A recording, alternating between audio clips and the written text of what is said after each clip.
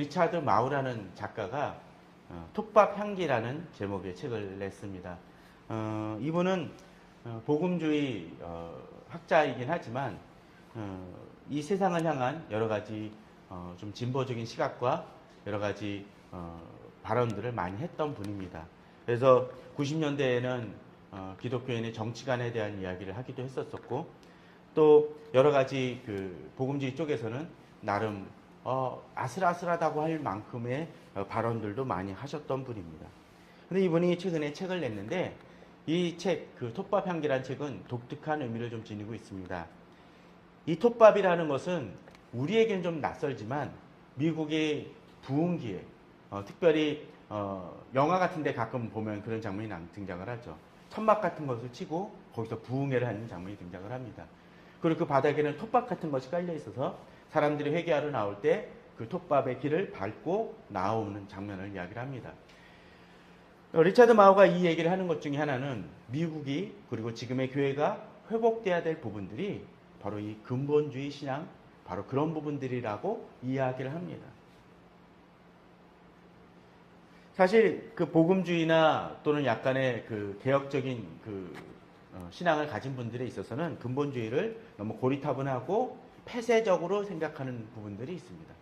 그러나 그럼에도 불구하고 비록 그런 요소들이 단점이 있다 할지라도 어떤 때 우리들의 신앙은 이 리차드 마우가 주장하는 것처럼 본질적인 차원, 가장 중심적인 차원에 대해서 계속적인 점검을 할 필요가 있습니다. 리차드 마우가 그 톱밥 향기에서 예화를 드는 이 단어가 하나 있습니다. 우리가 너무나 잘 아는 구죠. Amazing Grace. 뭐라고 얘기를 해야 될까요? 놀라운, 무슨 하나님의 은혜, 놀라운 은혜라고 하면서 찬양도 했습니다. 나 같은 죄인 살리신 그 찬양이 제목이 그렇지 않습니까? 그런데 리차드 마우는 이 Amazing Grace가 이 세상 속에서 깨어지고 혼돈을 겪고 있다라고 얘기합니다. 바로 이렇게요. Amazing Grace. 메이지가 무엇이죠? 미로 아닙니까? 그죠? 미로. 곧 혼란한 은혜를 겪고 있는 시대가 이 시대라는 얘기를 합니다. 아니, 은혜면 은혜지 왜 혼란을 겪고 있습니까? 왜 방황하고 혼돈을 겪고 있습니까? 그것은 우리가 붙들어야 될 것들을 잃어버렸기 때문이며, 그러할 때 어떻게 해야 될까요? 다시 어디서 길을 잃었는지를 찾고 우리가 붙들어야 될 것을 체크하는 것이 필요하다는 것입니다.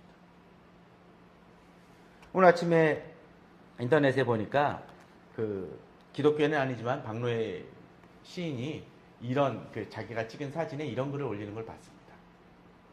길을 찾는 것의 제일 첫 번째는 내가 가고 있는 길이 잘못됐다는 것을 깨닫는 데서입니다.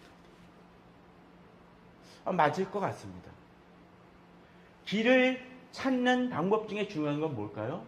내가 가고 있는 게 틀렸네 하면은 그때부터 길을 고칠 수가 있습니다. 그런데 그렇지 못한 사람들은 어떻게 할까요? 이 길이 맞다고 생각을 해서 계속 갑니다. 그럼 어떻게 될까요? 결국 망하는 길로 가는 것입니다. 더 이상은 돌이킬 수 없는 길로 가는 것입니다. 이 시대 한국교회가 여러 가지 면에서 또 기독교인들이 많은 면에 있어서 방황하고 힘들어합니다. 왜 그럴까요? 결국 길을 잃었던 것 아닌가라는 생각을 합니다. 은혜를 이야기하고 사랑을 이야기하지만 또 교회가 잘못됐다고 얘기하지만 혼란스러운 이 은혜의 상황을 겪고 있는 것 같습니다. 얼마 전에 예전에 같은 교회 다녔던 한 후배를 만났습니다. 근데 그런 얘기를 하더라고요. 하도 교회를 안 다녀서 제가 가끔씩 보고 그러는데 갈 때쯤 돼가지고 제가 그런 얘기를 했습니다. 빨리 교회 가기 바란다 라고 얘기를 했더니 그 친구가 하는 얘기가 그렇게 얘기를 합니다. 온 세상이 교회. 어쩌면 그런 거와 같습니다. 온 세상이 교회라는 얘기는 내가 결혼했으면 어때? 모든 남자가 다 내 남편하고 같다라고 얘기하고 똑같을 수도 있습니다. 그게 사랑입니까? 아닐 수 있습니다. 유형적인 교회의 건물을 가리키는 그 교회를 의미하는 것은 아니지만 진정으로 우리가 주님을 만날 때 있어서 엄한 곳에서 찾고 있다라면 우리는 그것의 문제를 깨달아야 됩니다. 우리가 작년에 요한 3서를 몇 주에 걸쳐서 말씀을 나눴던 적이 있지만 이 요한이서도 그 비슷한 도전을 우리들에게 주고 있습니다. 아무래도 저자가 같은 영향이 있기 때문일 수도 있겠죠. 오늘 본문을 보게 되면 바로 그러한 모습들이 등장을 합니다. 자, 오늘 본문 중에서 요한 2서 1장 1절에서 6절을 살펴보게 되면 반복되는 단어들이 종종 등장을 합니다. 한 세 단어만 한번 찾아볼까요? 뭐가 있을까요? 제일 먼저 등장하는 단어가 뭘까요? 요한하면 떠오르는 단어가 하나가 있죠. 사랑이라는 단어입니다. 1절에서 사랑이란 말이 등장을 하고요. 3절에서도 사랑이란 말이 등장을 하고요. 5절에서도 또 6절에서도 사랑이란 말이 등장을 합니다.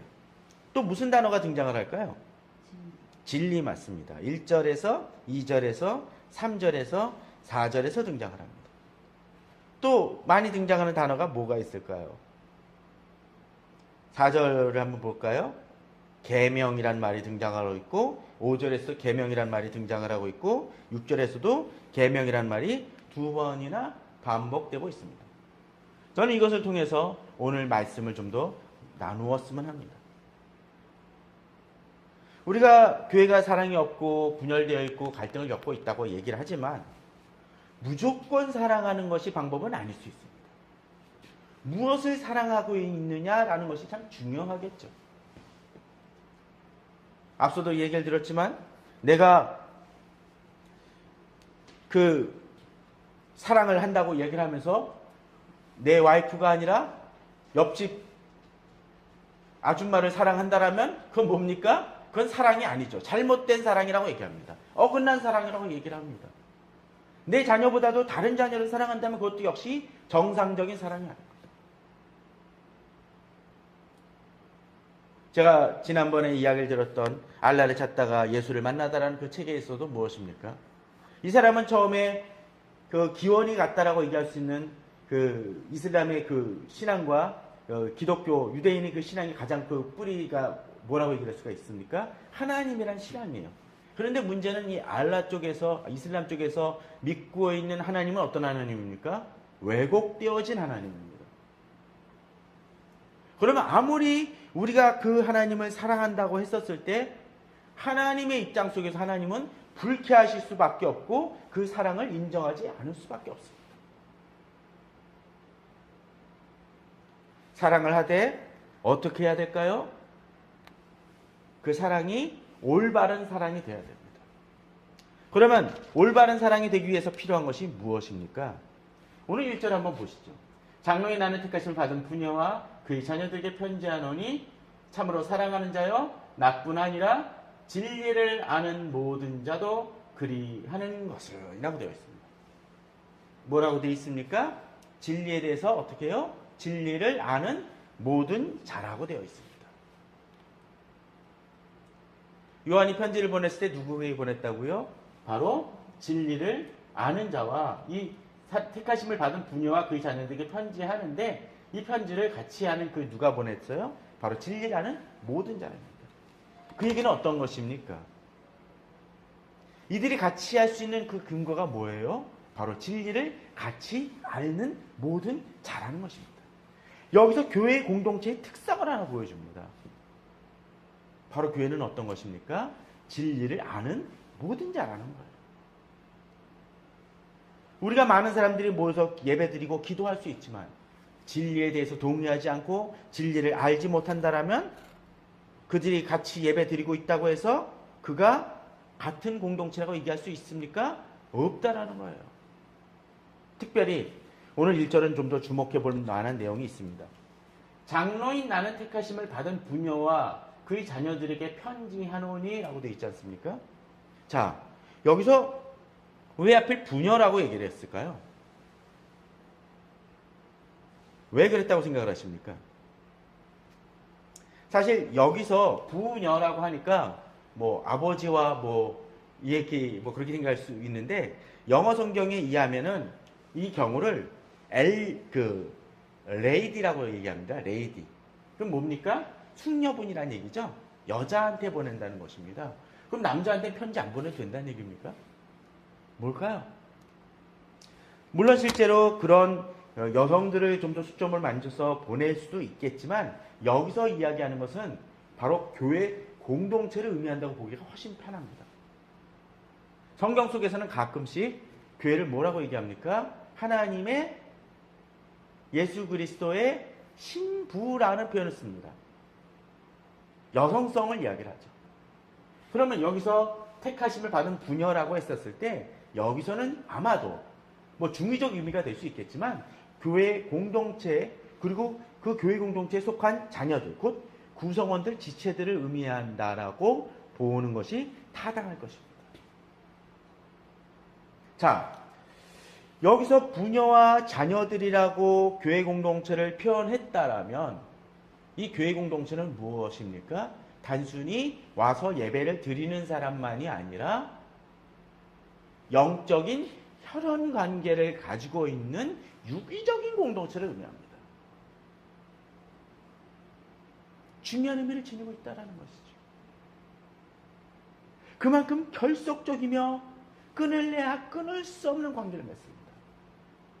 자, 그런데 우리들이 한 가족을 이루고 했다고 했었을 때 물론 요새는 입양이라는 관계도 되어지긴 하지만 입양이라는 것도 법적인 절차에서 하나 되어졌다고 친다라면 기본적으로 이 관계를 맺는다는 건 무엇입니까? 손님을 우리의 공동체라고 여기진 않습니다.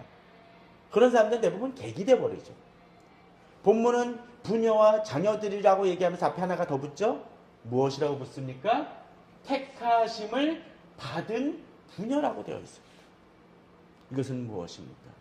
교회 공동체가 그냥 이루어지는 것이 아니라 하나님의 택하심을 받은 바로 하나님의 선택에 의해서 구원받은 자녀들의 공동체라는 것입니다. 그러한 공동체이기 때문에 오늘 본문 속에서 이야기하는 것은 무엇입니까? 바로 이들이 진리를 안다라는 것입니다. 우리가 진리를 안다라는 것은 단순히 설교 말씀을 듣고 성경 공부를 한다는 의미를 더 넘어섭니다. 물론 성경 말씀을 알아야 되지만 그 성경 말씀이 그저 지식으로 머무는 것이 아니라 내가 예수 그리스도를 인격적으로 만나 하나님의 공동체, 하나님의 자녀 되어진 것을 이야기해주고 있다라는 것이죠. 그런 측면에서 한국교회는 이 부분을 너무나 잊어버리고 있는 것인지 모릅니다. 만일 이것을 알고 있다라면 교회 공동체는 더욱더 결속력이 있어야 되고 그 공동체 속에서 나눔은 더 끈끈해야 됩니다. 우리 가족일 때, 내 자녀일 때 우리는 뭐라고 얘기를 합니까? 다른 가족에 비해서 우리 가족에게 더 주고 싶은 것을 주고 바라보고 또 잘 못 볼 때 더 보고 싶은 마음이 간절합니다. 영적인 관계도 역시 마찬가지라는 거죠. 특별히 또한 이 공동체는 여기서 나온 것처럼 진리를 아는 모든 자입니다.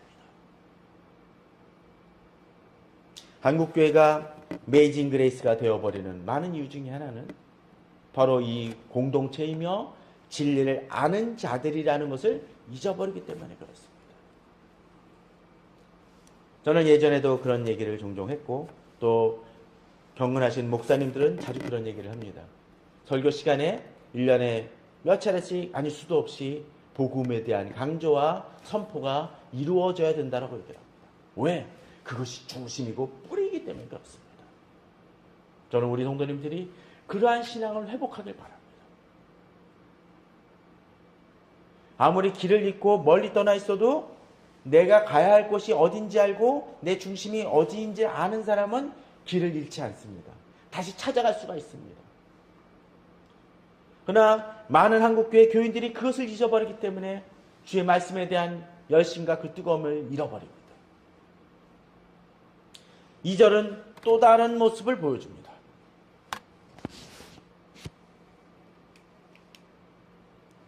우리 안에 거하여 영원히 우리와 함께할 진리로 말미암습니다.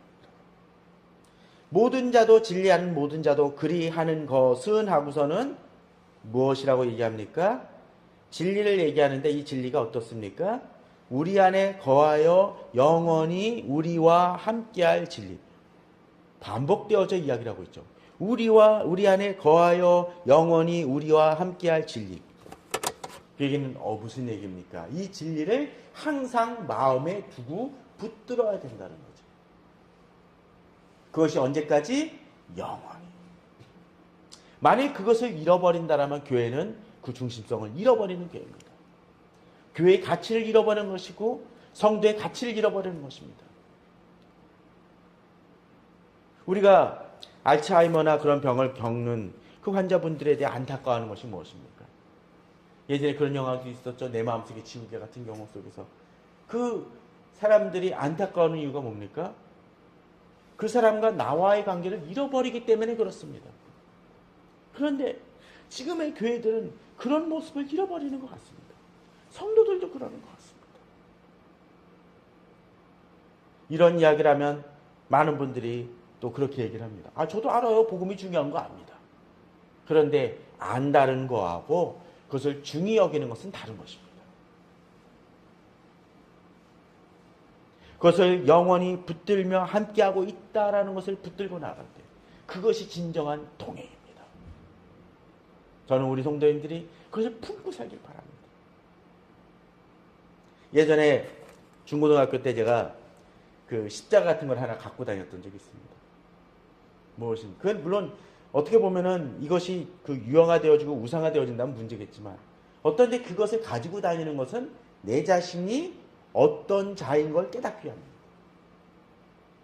대학교 때는 성경책을 불어 강의 시간에 마저도 들고 다녔습니다. 그 이유는 나의 정체성을 회복하기 위함입니다. 깨닫기 위함입니다. 저는 우리 성도님들이 여러 가지 방법으로 그러한 회복과 또 그러한 각성을 계속적으로 해나가길 바랍니다. 그것을 붙드는 사람은 다릅니다. 우리가 가끔 차에다가 이렇게 물고기 표시를 달고 십자가를 거는 사람들이 저 사람 차라리 달질 말지 그러고서는 그 과속하고 뛰어들게 하면 그게 더 창피한 거 아니냐라고 이야기를 하지만 그러나 어떤 면에서는 우리는 그들만큼 그 깨달음에 조차도 하지 않으려는 때가 가끔 있습니다. 깨달음이 필요합니다. 바로 교회 공동체는 이 진리를 붙들면서부터 시작이 되어집니다. 또한 본문은 뭐라고 이야기를 하고 있습니까? 4절입니다.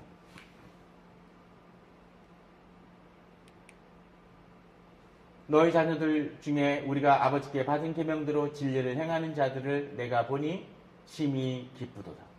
여기서는 이제 진리와 이 계명을 함께 연결을 시키고 있습니다. 우리가 아버지께 받은 계명대로 진리를 행하는 자를 내가 보니 심히 기쁘도다. 앞서 사랑하는 자 또는 기뻐하는 자라는 그 모든 표현들은 바로 여기에서 기초를 합니다. 진정으로 계명과 그 진리를 중히 여기는 사람들은 어떤 사람들입니까? 그 진리 말씀을 머릿속에만 두는 사람이 아니라 그 진리 말씀대로 살아가는 것입니다. 특별히 그 진리를 행할 때 원칙이라는 게 있습니다. 뭐가 있어야 될까요? 계명대로. 계명이라는 건 뭡니까? 하나님이 우리에게 주신 법칙대로 행하는 것입니다. 오늘 큐티 본문에서도 요한복음 12장에 보면 그런 구절이 등장을 합니다. 예수님께서 나를 섬기려면 나를 따르라 라고 되어 있습니다. 섬기려면 나를 따르라. 너무나 당연한 거 아닙니까? 섬기려면 나를 따르라. 그 말씀의 의미는 무엇입니까? 전에도 그런 얘기를 드린 적이 있지만 어떤 사람을 접대할 때는 제일 필요한 게 뭡니까? 그 사람이 뭘 좋아하는지 알고 그 사람이 뭘 바라는지 알고 접대하는 것입니다. 그 사람이 싫어하는 음식이 있다면 그 싫어하는 것을 피해서 줘야 되겠죠. 또 그 사람이 좋아하는 게 있습니다. 예컨대 이 사람이 그 초밥을 좋아하는데 그 초밥집이 너무 주위에 널려있는데 거기서 짜장면집을 간다고 쳐봅시다. 그럼 이 사람이 감사하겐 여기겠지만 좋아하겠습니까? 또 어떤 사람이 죽어라고 클래식 같은 것은 싫어하는데 계속 클래식 음반만 선물한다라면 좋아하는 게 아닙니다. 방법은 뭡니까? 좋아하는 방법대로. 또 어떤 아이가 부모님이 기뻐하는 것을 한다라고, 부모님을 기쁘게 한다라고 얘기를 하면서 공부는 안 하고 딴짓만 계속하면서 기쁘게 한다라고 얘기를 한다라면 부모님의 마음이 기쁘지 않을 것입니다. 물론 부모님이 억압에 의해서 그렇게 살아가는 얘기를 하는 것이 아니라 부모님의 마음을 이해할 때 가능하다라는 거예요. 오늘 말씀도 그렇습니다. 진리대로 진리를 행하는 자를 내가 보니 심히 기쁘도다. 그런데 어떻게? 우리가 아버지께 받은 계명대로라고 하고 있다는 것이죠. 그렇습니다. 우리에게 필요한 것 중에 하나는 바로 이러한 것입니다. 우리가 아버지께 받은 그 계명. 그 계명은 어디서? 바로 그 진리에서 출발되어진 것이고, 그 진리를 붙들고 나아갈 때 이 모든 것들이 가능하다는 것입니다. 3절에서도 이렇게 얘기를 합니다. 진리를 얘기를 하면서 진리와 그 사랑을 얘기하면서 뭐 했나요? 은혜와 긍휼과 평강이 하나님 아버지와 아버지 아들 예수 그리스도께로부터 어디서 나온다고요? 진리와 사랑 가운데서 우리와 함께 있을 것이다. 바로 이런 것 같습니다. 우리가 주님의 말씀대로 살아갈 때 어떤 것이 임합니까? 은혜와 긍휼과 평강이 임한다라는 거예요. 진리와 사랑 가운데서 행하지 않으니까 뭐가 생깁니까? 은혜와 긍휼과 평강이 나오지 않고, 특별히 진리와 사랑 가운데서 우리 함께 있으리라는 그 표현을 보게 된다면 바로 은혜와 긍휼과 평강은 누구에게서 나옵니까? 하나님 아버지와 아버지 아들 예수 그리스도. 다시 말해서 어떤 면에서는 이런 것입니다. 우리가 엉뚱한 곳에 가서 자꾸 다른 것을 찾는 거예요. 예를 들자면 예전에 그 토끼 시리즈인가요? 그 토끼 얘기할 때 그런 얘기 들어보신 적 있습니까? 토끼가 약국에 가서 뭘 하나요? 약사한테 여기 배추 없어요? 그러면 이제 배추 없어? 막 그러고 또 계속 뭐 물으면 뭐 배추 없어? 뭐 그런 얘기가 나옵니다. 여기 결론을 보네. 나중에 가서 토끼가 얘기를 하죠. 약국엔 배추가 없구나 간다는 얘기를 합니다. 틀렸다라는 거예요. 찾는 것이 틀렸다라는 거죠. 은혜와 긍휼과 평강이 있기를 바란다고 얘기하면서 엉뚱한 곳에서 하나님을 찾고 엉뚱한 곳에서 평안을 누리려고 한다면 그 평안은 지속적일 수 없다라는 것입니다. 그러기에 본문은 다시 이야기를 합니다. 우리가 아버지께 받은 계명대로 진리를 행하는 자를 내가 보니 심히 기쁘도다. 그런데 여기서 또 한 가지 중요한 힌트가 있습니다. 계명하면 우리들은 힘들고 부담스러워합니다. 근데 오늘 본문을 보게 되면 그 계명이 독특성이 하나 등장을 합니다. 5절입니다. 부녀여 내가 이제 내게 구하노니 서로 사랑하자. 이는 새 계명같이 내게 쓰는 것이 아니요 처음부터 우리가 가진 것이라. 또 사랑은 이것이니 우리가 그 계명을 따라 행하는 것이요 계명은 이것이 너희가 처음부터 들은 바와 같이 그 가운데서 행하라 하십니다. 자, 여기서 계명은 뭡니까? 하나님께서 우리에게 주신 계명이 뭡니까? 보게 되면은 서로 사랑하자라는 것입니다. 사랑은 이것이니 우리가 그 계명을 따라 행하는 거죠. 사랑은 이것인데 이것이 뭡니까? 계명을 따라 행하는 것이다. 사랑이 뭐라고요? 주의 말씀대로 사랑하며 사는 거죠. 주님의 계명은 어려운 것이 아닙니다. 주님께서 우리에게 주신 사랑, 주님께서 우리에게 주신 은혜도 바로 그것입니다. 우리가 어메이징 그레이스라고 이야기를 할 때 그 찬양 가사는 어떻게 되어 있습니까? 나 같은 죄인 살리신입니다. 그 죄인 살리신 그 의미가 왜 그러셨습니까? 주님께서 나를 사랑하셨기 때문에 그렇습니다. 바로 그것이 진리라는 것이죠. 사랑하셨기 때문에 나를 구원하셨습니다. 나를 위해 죽으셨습니다. 나를 위해 십자가를 지셨습니다. 사랑하니까 바로 이 사랑을 받을 수 있고 책임질 수 있고 그 사랑 때문에 행하는 것입니다. 어제 집에 들어오다가 집 앞 건널목을 하나 건너는데 재미난 장면 하나 봤습니다. 제가 집을 가려면 이제 예술회관 그쪽을 지나가게 되는데 하늘을 봤더니 구름이 떠 있는 거예요. 근데 그 구름이 엄밀히 잘 보니까 예전에 한번 이 낙원상가 앞에서는 하트 모양의 구름을 제가 찍은 적이 있었는데 어제 본 구름은 반쪽짜리 하트였습니다. 그걸 보면서 제가 성도님들을 사랑하고 또 섬긴다고 나아가지만 어쩌면 내 사랑이 저렇게 부족하고 반쪽짜리 쪼가리 사랑은 아닌가라는 생각을 좀 해봤습니다. 그렇게 사랑할 때 사람들은 어떻게 할까요? 그 사랑이 부족하고 불완전하다고 느낄 것입니다. 이 시대 많은 사람들이 사랑한다고 이야기를 합니다. 이 시대 많은 사람들이 교회 공동체가 사랑의 공동체라고 이야기를 하지만 정작 그 안을 들여다보게 되면 그만큼 사랑하는가 했었을 때 아닌 경우들을 많이 봅니다. 사랑할 때 주의 사랑으로 사랑합니다. 주의 사랑으로 사랑합니다. 찬양을 하지만 그 사랑은 내 기준에 의한 주의 사랑입니다. 그러다 보니까 사랑할 때 어느 정도 돼서 귀찮아지면 뭐합니까? 그 다음은 끊어버립니다. 그런데 주의 사랑으로 사랑한다는 건 뭡니까? 주께서 우리에게 어떻게 하셨나요? 죽음시기까지 사랑하신 것입니다. 우리 그런 얘기 많이 하죠. 제자도 얘기하면서 너의 십자가를 지라 했었을 때 그 십자가는 무엇입니까? 고통이 아닙니다. 고난이 아닙니다. 뭔가요? 십자가를 졌다는 것은 내가 죽음의 길로 간다는 것을 얘기하는 것입니다. 사랑이 어떤 사랑? 주의 사랑으로 사랑한다는 것은 바로 내 전체를 주는 사랑입니다. 그런데 그런 사랑은 언제 줄 수가 있을까요? 내가 옆집 아이를 위해서 그렇게 내 목숨을 던질까요? 아닐 것입니다.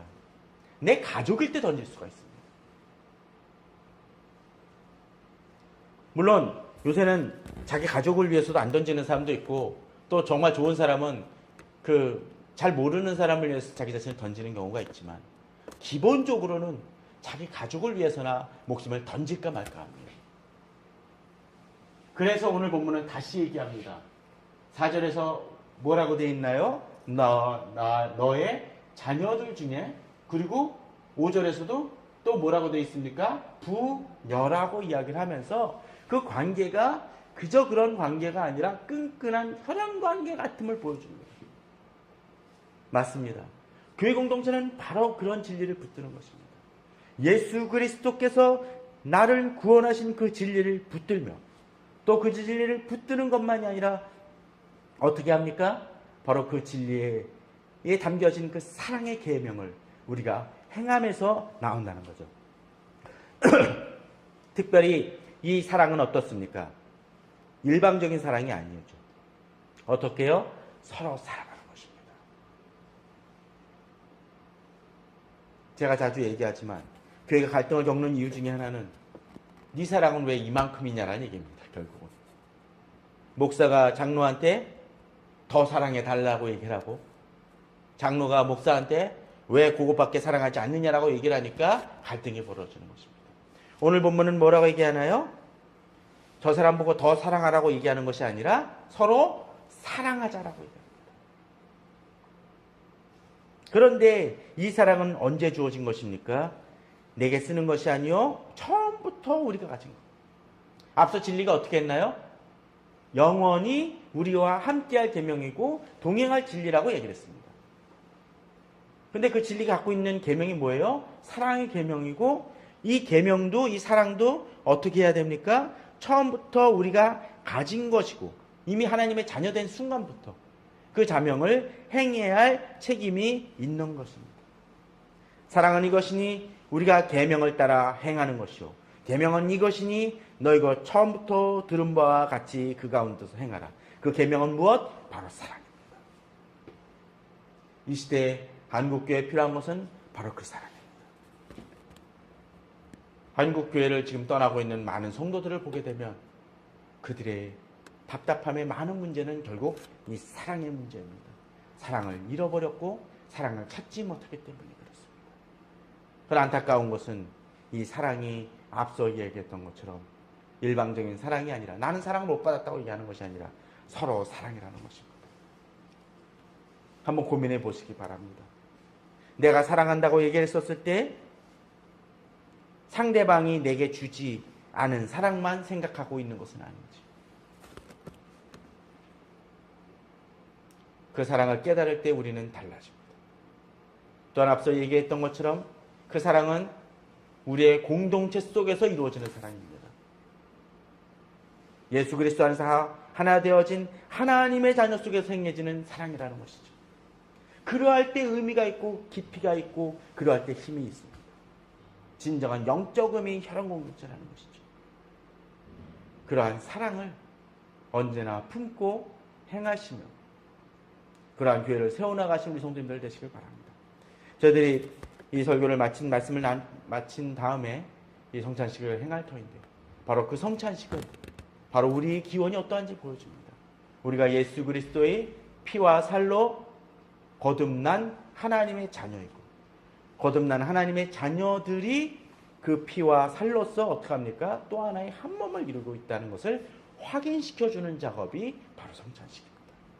오늘 성찬식은 그러한 성찬식, 우리 한 몸됨을 다시 한번 주 안에서 되새기며 사랑할 것을 결단하는 시간이 되어지기를 주님의 이름으로 축원합니다.